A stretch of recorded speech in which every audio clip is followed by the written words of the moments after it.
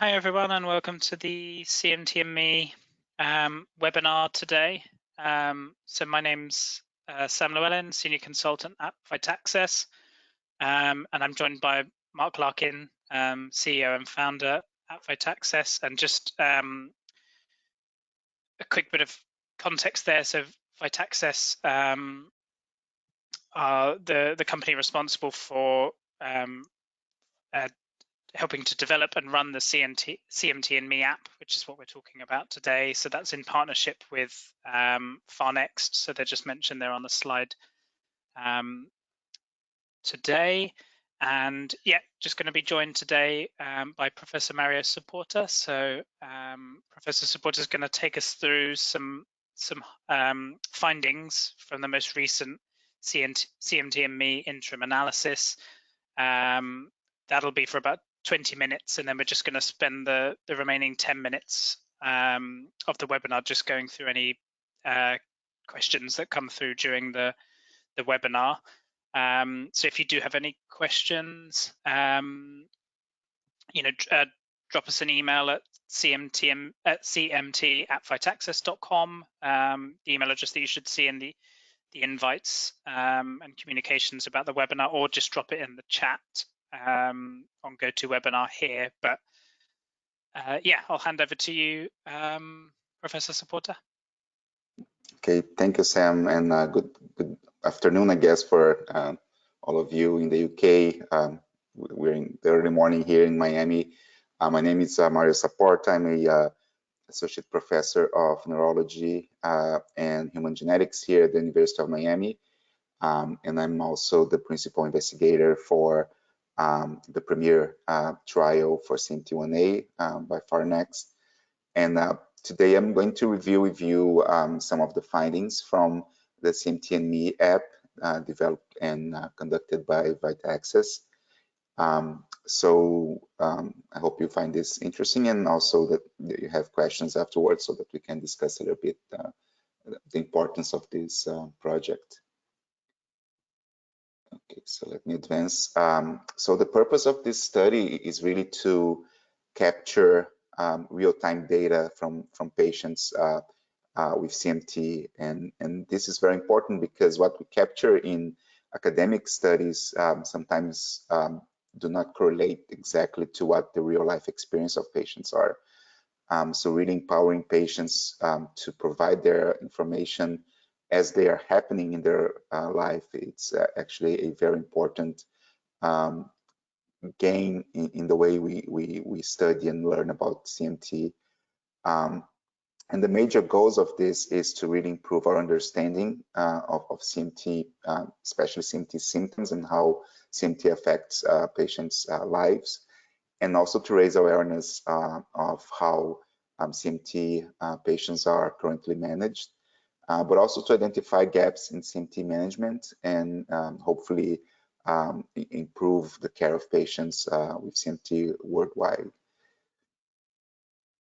So we're going to overview what the CMT&Me study entails.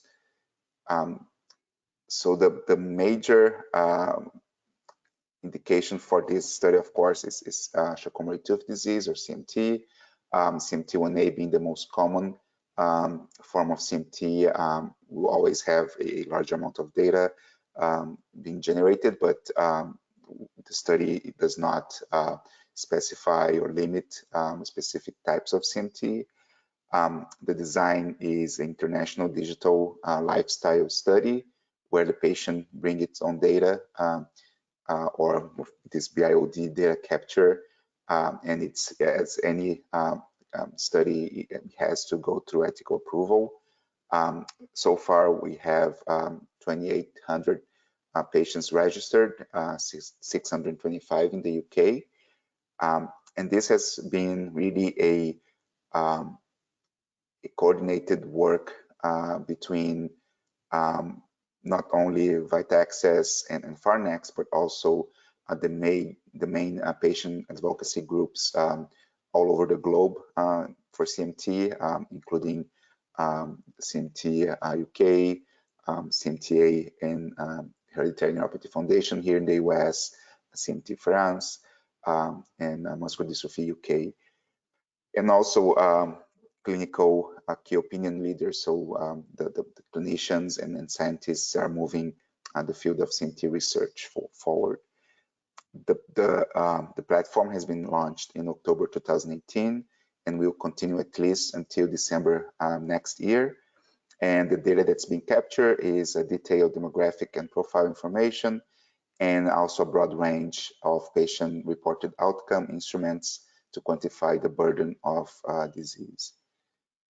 It's very important for this study to be successful, for patients to not only enter the study, but also to continue providing data in different time points, because one thing that we can definitely obtain from this is an idea of how the disease is progressing. And for each type or each subtype of CMT, this will be different, but this will provide us with very vital information that will be helpful not only in the care of patients, but also in how we design our clinical trials. So again, it's very important for the individuals that are participating in this study to continuing adding data at regular time points, because this will provide us with really valuable information. And also, I think that's a very important point, a moment to say thank you to all of you who has been part of this study, because we know it's a burden by itself, having to remember to input information on the app, like any other study. But again, the importance of this it's really hard to even measure. So thank you again for your participation. So regarding data privacy and security, the access to data is controlled by independent scientific advisory board, which include not only clinicians and scientists, but also representatives from the patient advocacy groups. We provide scientific advice and to really generate the highest level of academic rigor when we are analyzing the data and actually generating the summaries that we're going to review today, some of them. So we meet at least once a year to discuss the key study findings, and the sponsor, Farnex, can only access really the aggregated data, which is completely anonymized, or there's no way to identify individual patients within that data set. And everything goes under the supervision of the Scientific Advisory Board. And again, Farnex does not have access to the individual patient data. And it's important to make this distinction. While a pharmaceutical company or Farnex sponsors the study is actually run by Vitaccess, which is a completely independent and separate company. And because we have to follow all the ethical requirements for this type of study, patient identity and patient information safety is really paramount for all of us. So you can rest assured that your data is protected, and your identity as well. Yeah, so I think we can already cover those two items. So what we're going to do next is really go through data that has been generated over those almost 4 years now of this, since the start of the study. And we're going to, of course, focus on a lot of the data generated from UK patients, but we try to put it into perspective with other countries that has also been participating in the study. So regarding epidemiology, as you can see, the majority of patients are from the US with 1,049 patients, but the UK comes second with 625 patients, followed by France, Italy, Spain, and Germany with comparable numbers. We have a proportion of almost 2 to 1 between females and males. So 65% of our participants are females, and the average age group is 45 years, but the range it's way broader, of course, than that.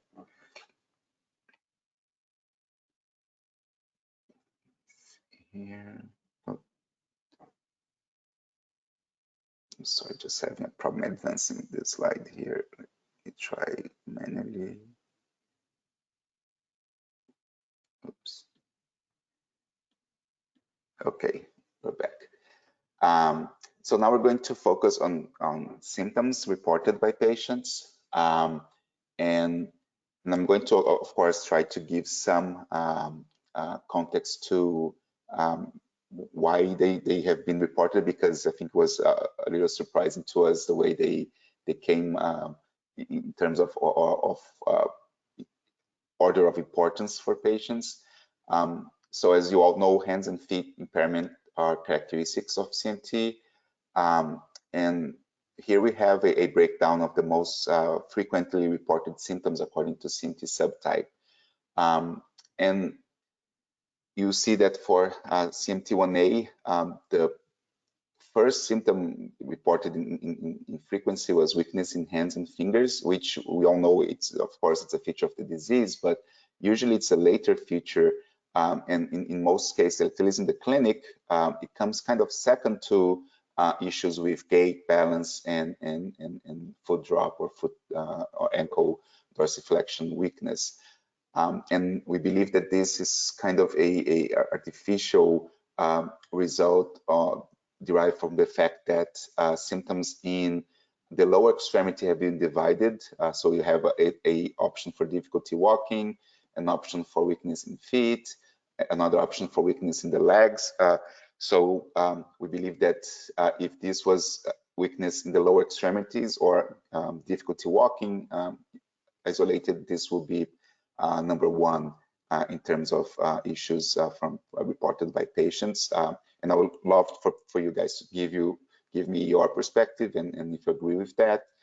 And this is what we see in CMT type 2, where again, you have kind of a tie between difficulty walking and weakness in hands and fingers, but then you have almost the same number of patients complaining of weakness in the feet as the main or the first or more bothersome symptom. And again, with the other types of CMT, you always have the hands showing first as the main issue, followed by the other items related to lower extremity. So again, from a clinician perspective, my experience with my CMT patients is that a balance and gait difficulty, it's always the first or major issues that they face in their daily lives, followed by fatigue and weakness in the hands and fingers. So I'd love to hear your perspective as well. And another thing, I'm sorry, just to finish this one up, is that this has actually been very consistent between across all the countries participating. So there was no country-specific variability in this data. When we start focusing on associated conditions, so things that come together with CMT, the most common were anxiety and depression, followed by gastrointestinal problems and respiratory problems. And then there's a host of other medical conditions. I think this is a very important data because it really gives us a very clear idea of how impactful CMT is to the mental health of patients. And that's something that we really haven't explored, I think, enough from an academic perspective. This level of anxiety and depression is comparable to other neurological diseases such as ALS and MS. So, and we definitely have way more studies regarding mental health and those conditions than we have for CMT.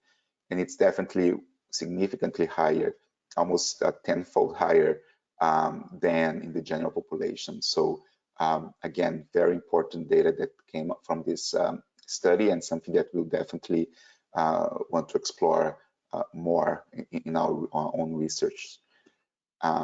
again, no major differences in this data compared to different countries.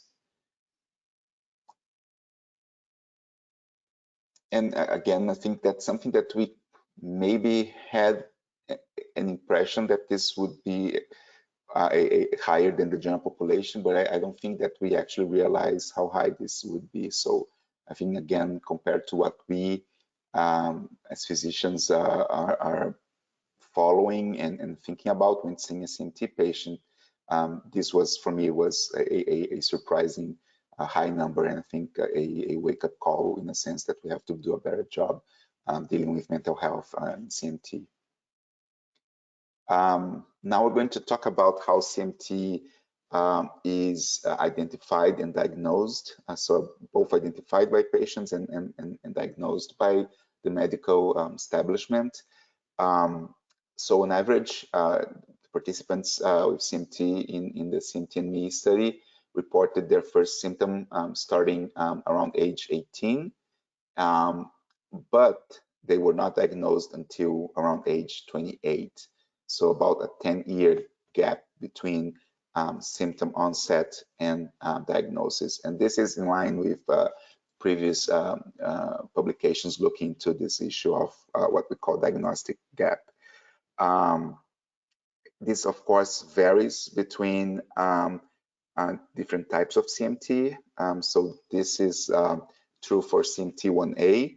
For the axonal types of CMT or CMT2, the mean age of onset is a little older, so around 30 years of age, with the mean age of diagnosis at 40.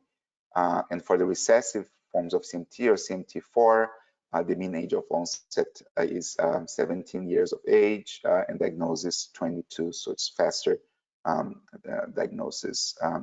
And for CMTX, it's similar to CMT1A with mean age of onset 18 and mean age of diagnosis at 29.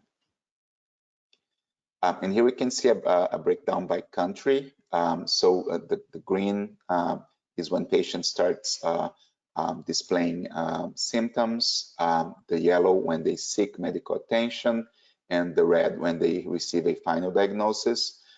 So the shorter this distance is, the better, because that means that patients are being quickly diagnosed. But if you have a very long line between the green and the yellow, that means that the patient is taking a lot of time to either seek medical help or to have access to medical evaluation. So I think this data can be looked at in different ways, and I think those two elements are very important because, again, this will give us an idea of how well the system works once the patient has access to the system, but also how easy the system is accessed by patients. Just a comparison, on average across all countries, as I mentioned, the mean age of symptom onset about 17, 18 years of age. That's the same for the UK. The mean age where patients will seek medical attention, 24, so the same. And the mean age of diagnosis, again, very close between the UK and the average of all countries at 27 or 28. So about a 4-year gap between seeing their first physician and actually receiving their CMT diagnosis. So you can say that although there are delays, and those delays are considerable, 6 years between age symptom onset and age of accessing medical treatment, and 4 years to get the diagnosis. The UK seems to be comparable to the average of countries. In the US, there's a longer gap to access the medical establishment, but once you do, it seems to be, the diagnosis seems to come a little faster.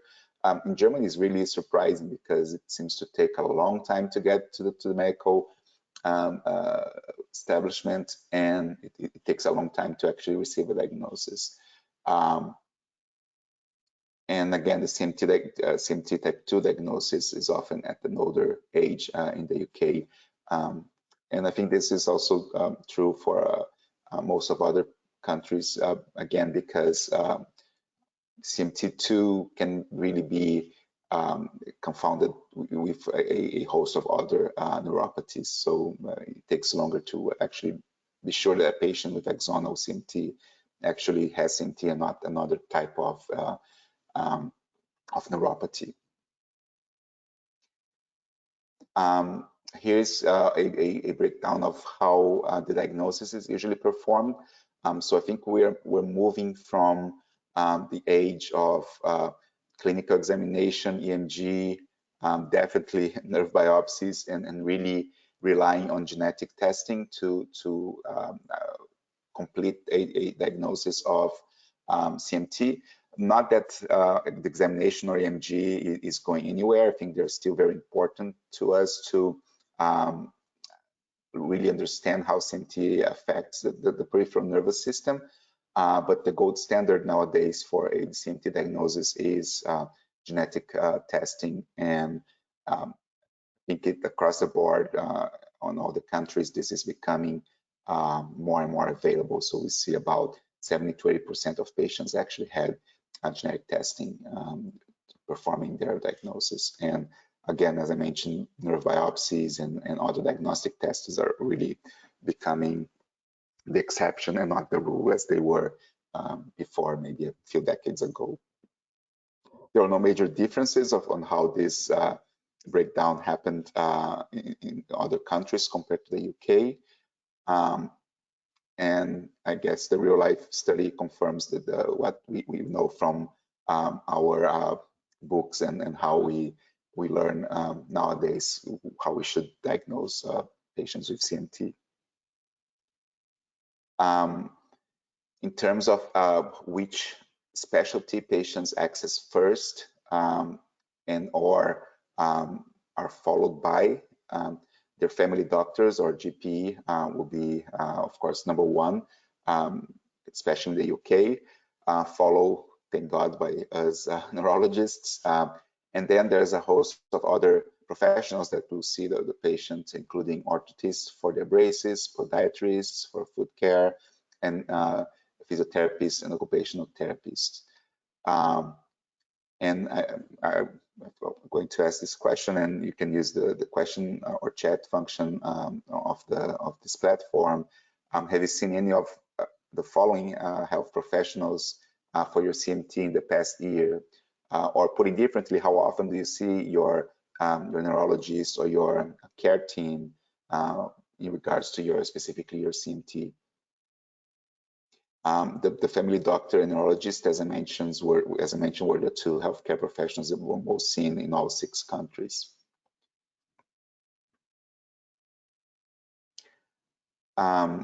In regards to the distribution of subtypes of CMT among the participants of CMT&Me, I think it really follows the real or the prevalence that we see in our natural history studies and prevalence studies. So CMT1A is by far the most common type, accounting for for over half of the patients with a diagnosed CMT subtype, followed by the patients that don't have or don't know what their subtype of CMT, and then CMT-X is the second most common subtype by gene specifically, because if you clump all the type 2s, they will show up as more prevalent because there are dozens of different subtypes among the type 2s. The other type 1s, they are way rarer than 1A, and that includes 1B, 1C, 1D, and 1E and 1F. And then the recessive types of CMT or type 4 are very rare, and even in the UK, where you have a very diverse population coming from areas where you could have a higher prevalence of consanguineous marriage, which would increase the recessive prevalence in the population, you still see how rare this is. And then there's a type of genetic neuropathy called HNPP, or hereditary neuropathy with a liability to pressure pulses, which is, of course, a genetic neuropathy. So it's always classified within the CMT group of disorders, but which has not been really studied as much as 1A, which is kind of the counterpart disease, with 1A being a disease due to duplication of PMP22 and HNPP a disease due to a loss of a copy of PMP22, one of the genes in the myelin of peripheral nerves. So it's interesting to see HNPP reported because it's a population that we definitely want to have access and be able to follow as well. And I'm going to speed up here because I think we'll be running out of time. Now this, I think, is really the most important slide. It's really what impacts the quality of life of patients. And there are different domains that were studied, pain, sleeping, fatigue, and then difficulties with leg and hand function. And as you can see, pain and sleeping is significantly affected by CMT. So patients report a high impact in their quality of life due to pain and a high impairment of their sleep due to CMT. Fatigue is also, and that really translates really well with what we see in clinic. Fatigue, it seems to be a very significant issue for patients with CMT, and we can see this here. And then disability with their legs and hands are in kind of the moderate range of those scales, but it's definitely significant as well. So I think this really translates well with what our view of quality of life impact and CMT is based on our clinical experience. About 83% of participants reported experiencing cramps at least once per week, and about as many as 15% on a daily basis. And we understand this very well with cramps being a very significant symptom of CMT. And what really concerns us is falls and using a scoring system for falling.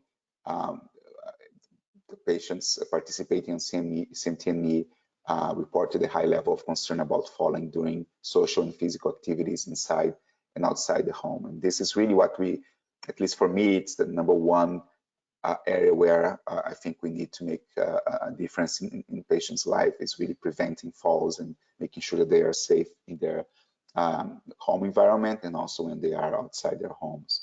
But again, this data fits very well with what we see in the clinic. Here's a quick breakdown on lifestyle, and I think we can always do better, but at least I'm happy to see that there's a high number of participants who do not smoke, who don't drink alcohol. We know that alcohol is a neurotoxin by itself, so if you drink enough, you will give yourself a neuropathy, and if you have CMT, this will come earlier than for the average population. Again, this is probably where we should really work more. It's our healthy diets and healthy lifestyle. We understand, and this has been reported again in this platform, that exercise is significantly impaired for patients with CMT because of the difficulties that they have with their legs and hands. But I always tell my patients that you can always find something that you can do that will make your heart race, and it will provide you good exercise. So I think it's very important to focus on a very healthy diet and exercise lifestyle. About 76% of patients reported using medication for pain, 37 reported using medication for depression, and 15% medication for anxiety. And again, I think that fits with our experience. Pain is a major issue of CMT, and not only the nerve pain that we expect from a neuropathy, but also musculoskeletal pain due to the issues with gait and weakness in their legs. So I think we should start really working on changing medication for pain, for orthosis and physical therapy, and things that can help prevent pain so that we don't have to treat it later on. And here I think it gives us an idea that, at least based on the numbers, anxiety is definitely undertreated in our patient population, but depression seems to be treated in a closer proportion to the prevalence that has been identified. About half of the patients use insoles and ankle or leg braces, and about 40% some form of walking sticks. And patients, some patients report surgical procedures, but again, it's really the exception, not the rule. And this, once again, has not differed significantly among the different countries participating in the CMT&Me study in comparison to the UK. But the use of walking sticks have been identified as being higher than in the UK than in other countries. And then we can discuss the reasons. And lastly, I think was one of the slides that I was also very interested to see, because we don't have a lot of studies about it, is how CMT affect the working life of patients. So in the UK, we see that about 55% of patients are working, while about 15% cannot work because of their disability. About 20% are retired, and maybe about 5% unemployed.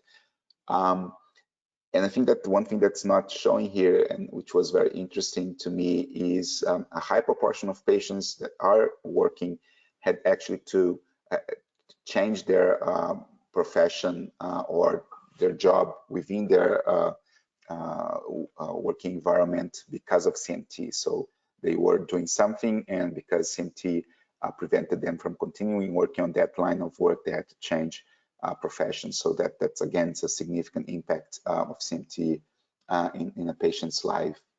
And it's also important to realize that there was a mean 1 day reported absence from work every 2 weeks, which would translate in about 26 days or almost a month of work days lost. And that's significant to the to the economical system. So the cost of CMT, it's underestimated because sometimes it's not included in calculating how much CMT costs to society, but also put patients' employment at risk, because many times employers will not accept that level of absenteeism. So again, a very important domain that was captured by the CMT&Me study.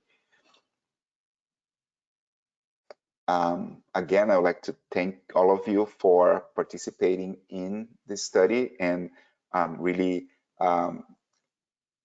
like to stimulate you to continue to input data and give us this really kind of across the time idea of how CMT is progressing and affecting your life. And this is really a priceless amount of data that we can use to make better studies and develop those treatments that we are looking forward to.